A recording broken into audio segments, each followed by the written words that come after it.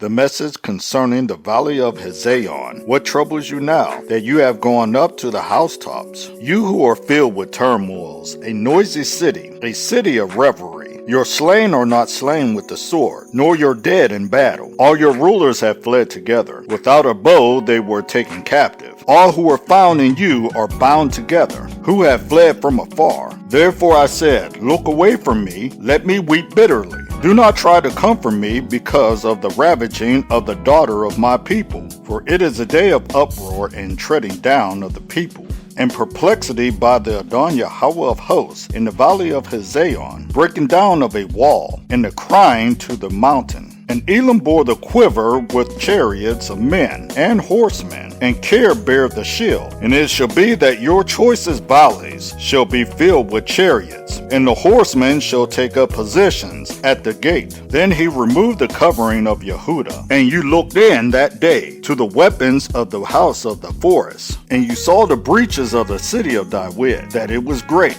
And you gathered together the waters of the lower pool, and you counted the houses of Jerusalem, and the houses you broke down to strengthen the wall, and you dug a ditch between the two walls for the water of the old pool. But you have not looked to its maker, nor have you seen him who fashioned it long ago. And in that day the Adon Yahweh of hosts called for weeping and for mourning, for baldness and for girding with sackcloth. Then see, joy and gladness, slaying oxen and killing sheep, eating meat and drinking wine. Let us eat and drink, for tomorrow we die. And it was revealed in my hearing by Yahweh of hosts, for this wickedness shall certainly not be pardoned until you die, said the Adon Yahweh of hosts. Thus said the Adon Yahweh of hosts, Go, come to the steward, to Shibna, who is over the house, and say, What have you here? And whom have you here? That you have hewn a tomb here, as he who hews himself a tomb on high, cutting out a resting place for himself in a rock. See, Yahweh is hurling you away, O man, and is firmly grasping you, rolling you up tightly like a ball into a wide land. There you are to die, and there your esteemed chariots are to be the shame of your master's house. And I shall drive you from your office, and you shall be ousted from your position. And it shall be in that day that I shall call my servant Eliakim, son of Hilkiah,